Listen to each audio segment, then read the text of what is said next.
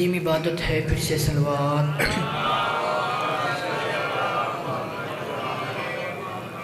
نعرہ تکبیر، نعرہ تکبیر، نعرہ رسالت، نعرہ رسالت، دویں ہاتھ چاہ کے نعرہ حیدری، نجم حالق نانا بلاندے نعرہ حیدری۔ اعوذ باللہ من الشیطان الرجیم، بسم اللہ الرحمن الرحیم۔ الحمدللہ رب العالمین، الصلاة والسلام علی سید الانبیاء والمرسلین، حاتم لما سبق والفاتح لمن غلق، المعلن الحق بالحق ابی القاسم محمد والبیت الطیبین الطاہرین المعصومین المنتجبین المظلومین الذین اذهب اللہ عنہم الرجس اہل البیت ویطہرکم تطہیرا۔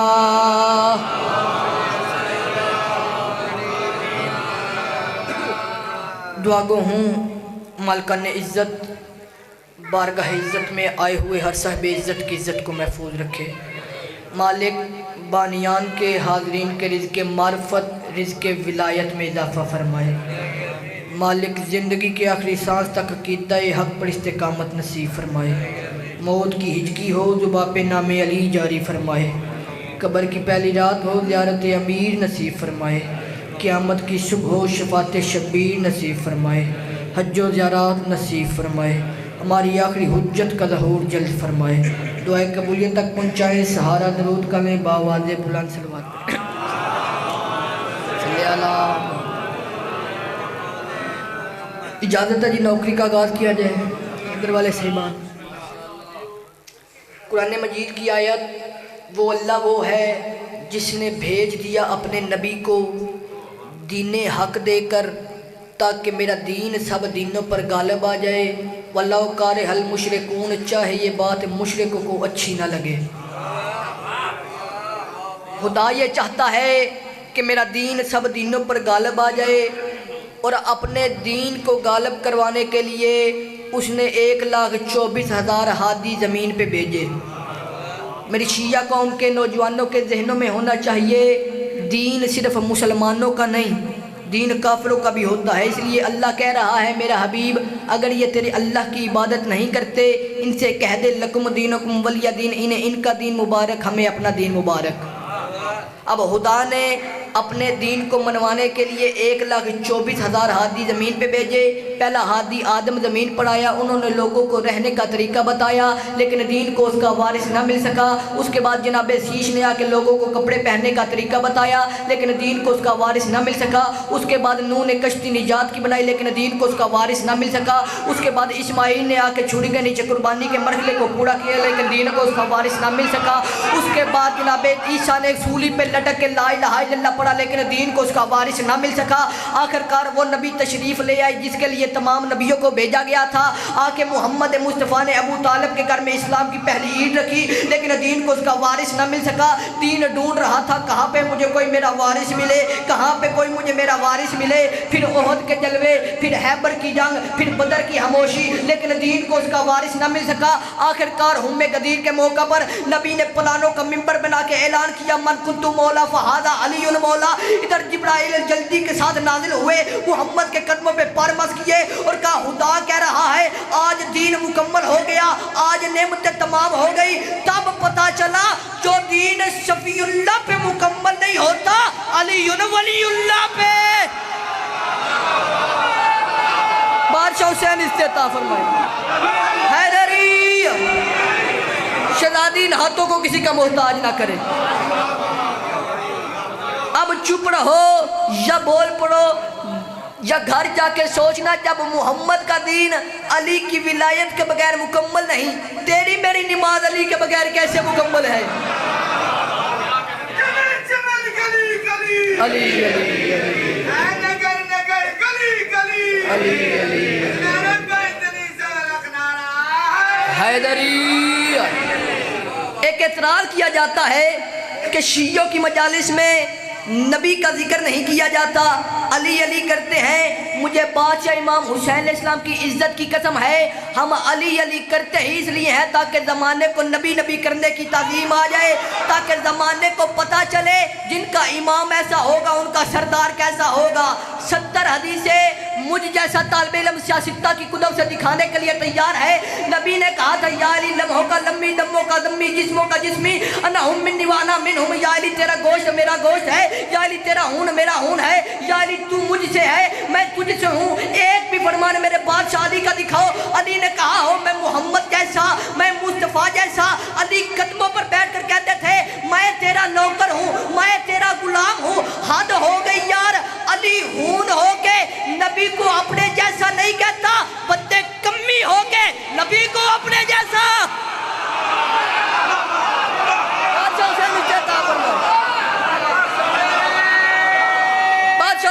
عطا فرمایا، شہزادی اس سے عطا فرمائی۔ قطن میری شیعہ قوم کے کسی بچے کو گھبرانے کی ضرورت نہیں۔ آج لوگ پریشان ہوتے ہیں شاید ہم تھوڑے ہیں، ہمیں خاموش زندگی گزارنی چاہیے، نہ مزہ ہی اس زندگی کا ہے، حکومت یزید کی ہو راج حسین کا ہو۔ بادشاہ حسین اس سے عطا فرمائی۔ علی علی علی علی علی حیدری۔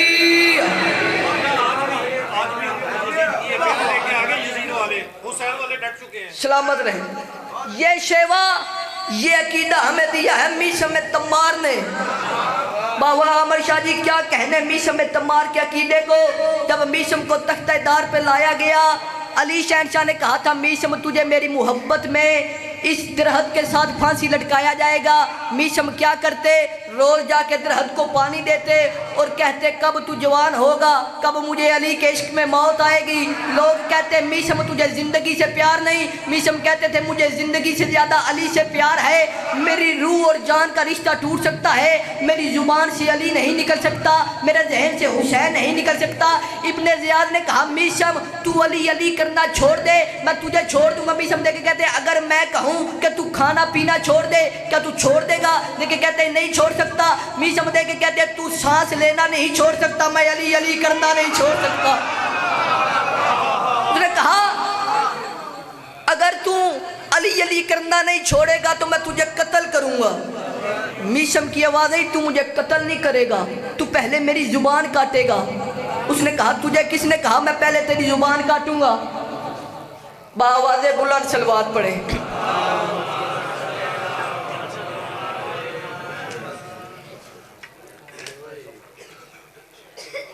میرے بعد صرف ذاکر نہیں، عزاداری کا ایک بہت بڑا باپ شاہ صاحب تشریف فرما ہے۔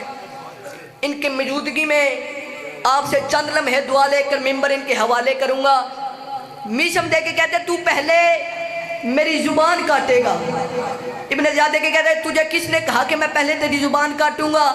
میشم دے کے کہتے ہیں صدیوں پہلے کائنات کا امیر بتا گیا تھا کہ پہلے تیری زبان کاٹی جائے گی پھر تجھے پھانسی پہ لٹکایا جائے گا۔ یہ دے کے کہتے ہیں اچھا اگر علی نے کہا ہے تو پھر میں پہلے تیری گردن اڑاؤں گا تاکہ میں زمانے کو بتاؤں کہ علی کا فرمان غلط ہوتا ہے۔ تیرے ہاتھ میں رسیاں، تیرے پاؤں میں زنجیریں، تلوار میرے ہاتھ میں، زجاج میرے قبضے میں، میں چاہوں تیری گردن کٹواؤں، چاہے تیرے ہاتھ کٹواؤں، چاہے تیرے پاؤں کٹواؤں، تو کہتا ہے پہلے میری زبان کاٹی جائے گی۔ میشم دے کے کہتے ہیں مجھے ایک بار مرنے سے پہلے کوفے کے لوگوں سے ایک بات کرنی ہے۔ اس نے ابن زیاد نے سوچا کہ شاید میشم نے کوئی بات کرنی ہوگی، شاید یہ معافی مانگ لے گا، علی کو چھوڑ دے گا۔ کوفے کے مرد و زن کو اکٹھا کر کے چوک میں لایا گیا۔ کوفے کے مرد و زن کو دیکھ کے میشم کہتے ہیں او کوفے والو، میں نے جوانی تمہارے ساتھ گزاری، بچپن تمہارے ساتھ گزارا، بڑھاپا تمہارے ساتھ گزارا، مرنے سے پہلے میشم چاہتا ہے میں تمہیں ایک ایسی بات بتاؤں جو کوفے کے مرد و زن نہیں جانتے۔ کوفے کے مرد و زن دے کے کہتے ہیں میشم کیا بتانا چاہتا ہے؟ میشم دے کے کہتے ہیں میں بتانا چاہتا ہوں یہ جو مجھے قتل کرنے کے لیے آئے ہیں، وہ جو سامنے تلوار لے کے کھڑا ہے، یہ بیٹا کسی اور کا ہے، کہلواتا کسی اور کا ہے، یہ بیٹا کسی اور کا ہے، کہلواتا کسی اور کا ہے، یہ فلاں کا بیٹا ہے، وہ فلاں کا بیٹا ہے۔ ابن زیاد نے کہا جلدی کرو اس کی زبان کاٹو، شاید یہ میرے باپ کا بھی پتہ نہ بتا دے، شاید یہ میرے باپ کا بھی پتہ نہ بتا دے۔ چھری کا میشم کی زبان پہ آنا تھا۔ میشم نے آنکھوں میں آنکھیں ڈال کر کہا شرم نہیں آتی قرآن کو جھوٹا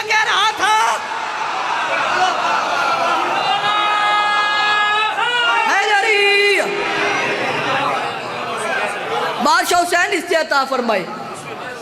کیا کہنے مختار سقفی تیرے، زندان میں زنجیروں میں جکڑا ہوا علی کا بھوکا شیر، اپنی کڑیوں کی چھن چھن سے مودت علی کے قصیدے پڑھنے والا۔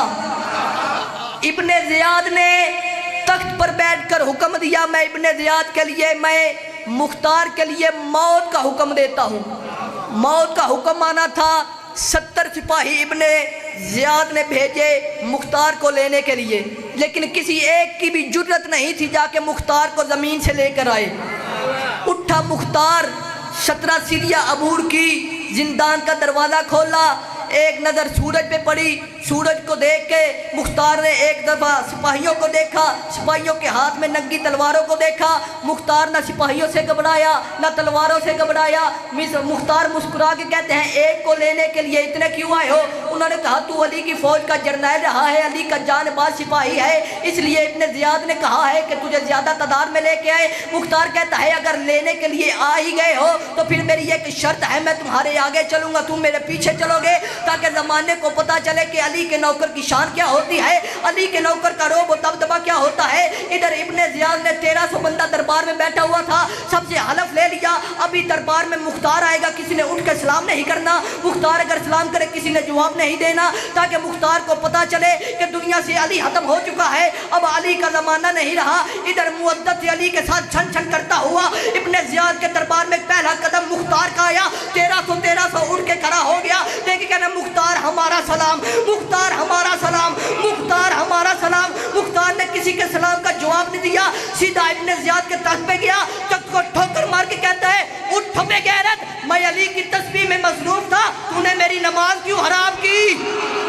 ابن زیاد دیکھ کے کہتا ہے میں تیرے لیے موت کا حکم دیتا ہوں۔ موت کا نام آنا تھا، یوں ابن زیاد کی طرف دیکھا، ناد علی پڑھ کے انگڑائی لی، تمام جسم کے زیور ٹوٹ کے زمین پہ گرے۔ بیچ میں مختار نے ایک دفعہ چکر دربار کا لگایا، دربار کا چکر لگایا، سپاہی حالی ہاتھ ناس گئے، ایک تلوار لے کے اس نے ابن زیاد کے سینے پہ پاؤں رکھا اور شارے پہ تلوار رکھ کے کہا تو میرے لیے موت کا حکم دیتا ہے؟ کل کی ہبڑے دینے والے علی نے، نوح کے استاد علی نے، جبرائیل کے ٹیچر علی نے، کعبے کے مالک علی نے میرے گنگڑالے بالوں کو چوم کر کہا تھا مختار ایک وقت آئے گا تو تخت پہ حکومت کرے گا اور 1,40,000 دشمن علی قتل کرے گا، میں نے تیرے جیسا کتا ایک نہیں مارا، مجھے موت کیسے؟